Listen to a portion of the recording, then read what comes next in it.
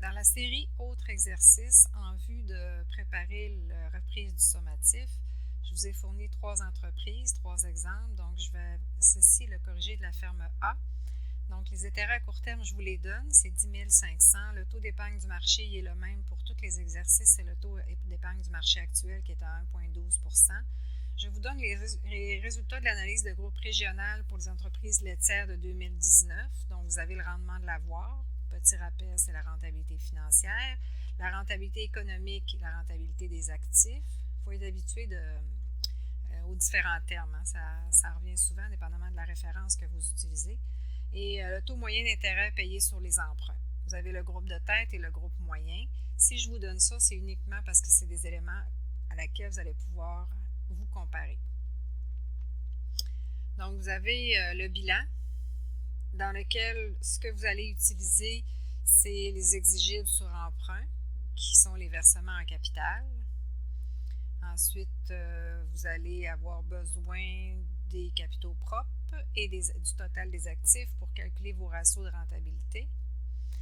Et je vous donne le détail, si vous voulez, de la marge brute jusqu'à la CDR maximale.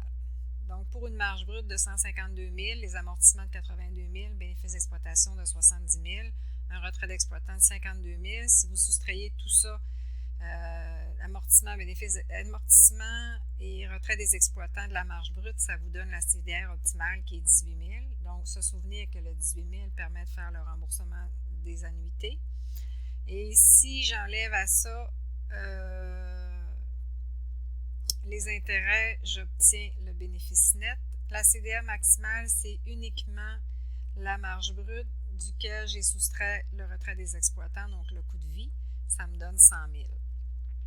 Je vous donne les remboursements en capital, 32 110. Si je ne vous les donne pas, si c'est l'équivalent des exigibles, on les retrouve ici, 32 110 au passif, court terme. Donc, les résultats, je vous ai préparé un tableau, je crois, tout simplement vide dans les exercices. Donc, le taux moyen d'intérêt payé sur les emprunts est de 4,2 %. Pour le trouver, vous additionnez les emprunts à court, moyen et long terme, puis vous divisez par le total du passif. La rentabilité économique, vous vous souvenez des formules, je ne vous redonnerai pas nécessairement la formule, mais vous êtes supposé arriver à 1,07. Pour la financière, 0,11, c'est en pourcentage. Les annuités, c'est le remboursement en capital et en intérêt. Donc, en capital, je vous le donnais, c'était 32 110. Puis les intérêts, je vous les donnais dans la donnée du problème au début, c'est-à-dire 10 500. Donc, les deux additionnés ensemble, ça vous donne, excusez-moi pour la vitesse de passage, ça nous donne 47 797. La CDR optimale et maximale, je les ai montrés tout à l'heure, donc 18 000, 100 000. Maintenant, là j'ai mes résultats, je réponds à mes questions. Réponse, quel est le taux de rentabilité économique? Je donne la réponse. Financière, je l'ai dans le tableau. Est-ce que l'effet de levier est positif ou négatif? Expliquez pourquoi. Donc, l'explication va suivre un peu plus loin, mais c'est négatif parce que la rentabilité financière est inférieure à la rentabilité économique et c'est inférieur tous les deux au taux moyen d'intérêt payé sur les emprunts. Calculer les deux CDR, vous avez, c'est simplement de réécrire dans le tableau là, les réponses. Pardonnez-moi, je vais trop vite. Interpréter les résultats de chacun des calculs demandés en vous aidant des informations fournies ainsi que des différents comparatifs que nous avons vus en classe. Donc, la rentabilité économique, qu'est-ce que je peux dire comme interprétation? Je vais dire qu'elle est faible. Elle est faible pourquoi? Parce qu'elle est inférieure au taux moyen d'intérêt payé sur les emprunts. Ça veut dire qu'on perd de l'argent avec l'argent emprunté. Parce qu'elle est inférieure au taux d'épargne du marché, ça veut dire qu'on fait moins d'argent que si on investissait sur le marché des capitaux. Et parce qu'elle est inférieure à la rentabilité économique du groupe moyen, du groupe conseil agricole, qui est de 1,9 et du groupe de tête qui est de 4,1 % en 2019. Ça veut dire que les actifs de cette entreprise-là sont moins rentables que ceux des fermes membres du groupe multiconseil agricole de la région. Si je veux maintenant interpréter la rentabilité financière, je peux aussi dire qu'elle est faible, même que je dis très faible, elle est en bas de 1 %, c'est très faible, parce qu'elle est inférieure à la rentabilité économique, parce qu'elle est inférieure au taux moyen d'intérêt payé sur les emprunts. Tout ce qui est écrit là, il faut l'écrire à chaque fois. Je sais que c'est long, mais une fois que vous allez l'avoir assimilé, ça va être très facile de simplement répéter ce que vous avez écrit. Parce qu'elle est inférieure au taux d'épargne du marché, parce qu'elle est inférieure à la rentabilité financière des deux groupes du groupe conseil. L'effet de levier est négatif. Qu'est-ce que ça veut dire? C'est que je n'ai pas respecté l'ordre. L'ordre, c'est rentabilité financière supérieure à rentabilité économique supérieure au taux d'intérêt moyen payé sur les emprunts.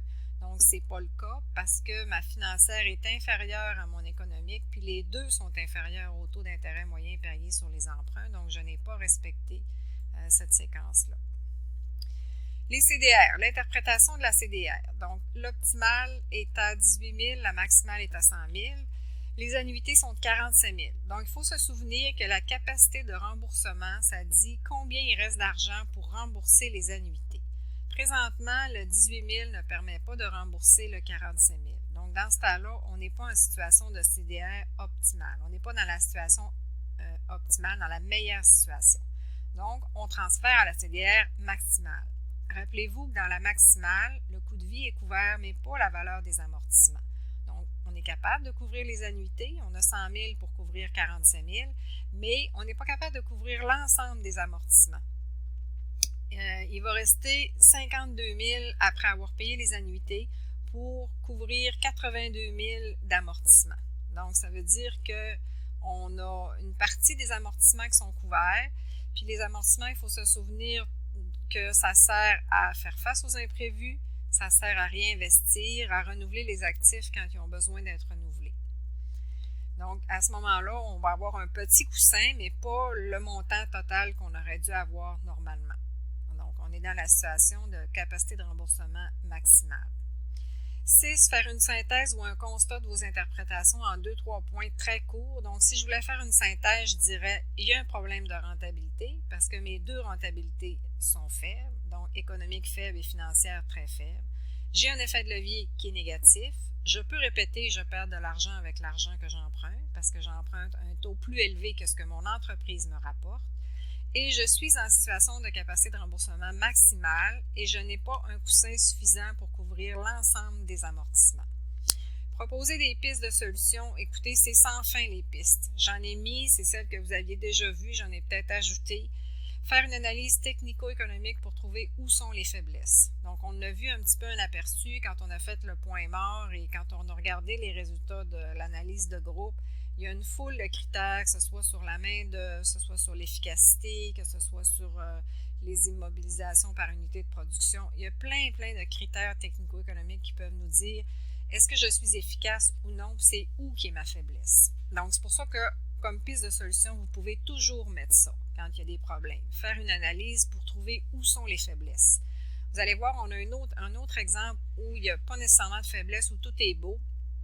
Donc, à prime abord, il n'y a pas de faiblesse parce que tout est beau, mais il y a toujours des points faibles sur l'entreprise. On n'est jamais à 100% performant. Fait que l'analyse technico-économique va toujours nous permettre d'aller trouver à quel endroit on pourrait s'améliorer. Donc, c'est pour ça que cette piste de solution-là, vous pouvez la mettre à chaque fois. Améliorer le bénéfice. Ça aussi, on peut mettre ça tout le temps parce que c'est souhaitable. C'est la raison d'être de l'entreprise. On veut faire de l'argent pour prospérer. Donc, augmenter vos revenus, réduire vos dépenses. Et là aussi, c'est sans fin ce qu'on peut mettre là. Après ça, réduire votre coût de vie. C'est toujours une possibilité. Quand l'entreprise n'est pas en situation financière difficile, c'est pas nécessaire, mais quand on sait que les capacités de remboursement, que ce soit l'optimale ou la maximale, couvrent le coût de vie, si on a de la difficulté à être en situation optimale, bien, ça peut être une avenue intéressante de garder le coussin, de se garder un coussin à la place de se prendre un coût de vie trop élevé. Revoir les actifs. Souvent, je vais le mettre par questionnement. Est-ce qu'il y a surinvestissement? Est-ce que les actifs sont productifs? Est-ce qu'il y en a certains qui peuvent être vendus? Ça, je ne le sais pas parce que j'ai pas nécessairement... C'est pas ma ferme. Je ne sais pas exactement l'inventaire qu'il y a sur la ferme. Mais si c'est votre ferme ou si vous êtes un conseiller pour conseiller un producteur dont vous connaissez les actifs, bien, il y a lieu de se questionner. Donc, une ferme où il y a surinvestissement, c'est où il y a beaucoup de machinerie, donc beaucoup d'immobilisation, beaucoup d'amortissement. Ça génère de l'amortissement et où ce n'est pas tout qui est utilisé de façon optimale. Donc, à ce moment-là, il y a des choses qui ne servent pas souvent. Il y a peut-être aussi des actifs, non seulement qui ne servent pas souvent, Mais c'est un peu ça qu'on veut dire aussi, donc qui ne sont pas productifs ou qui ont coûté très très cher et qui sont très peu utilisés dans l'année. Est-ce qu'il y en a certains qui peuvent être vendus? C'est toujours dans l'optique de ne pas atteindre le fonctionnement normal de l'entreprise. Donc, quand on parle de désinvestir ou de vendre des actifs, il ne faut pas que ça nuise au fonctionnement normal de l'entreprise. Donnez-moi pas comme exemple une entreprise laitière qui vend des vaches, parce qu'on sait que ça, c'est un actif qui est productif, à moins que ce soit des vaches de réforme. Là, ça n'affectera pas la production à la baisse. Mais comme les vaches sont un actif productif, ce n'est pas une solution qui est intéressante. Réduire les dettes. Donc, je pose encore là des questions. Est-ce qu'on a besoin de refinancer?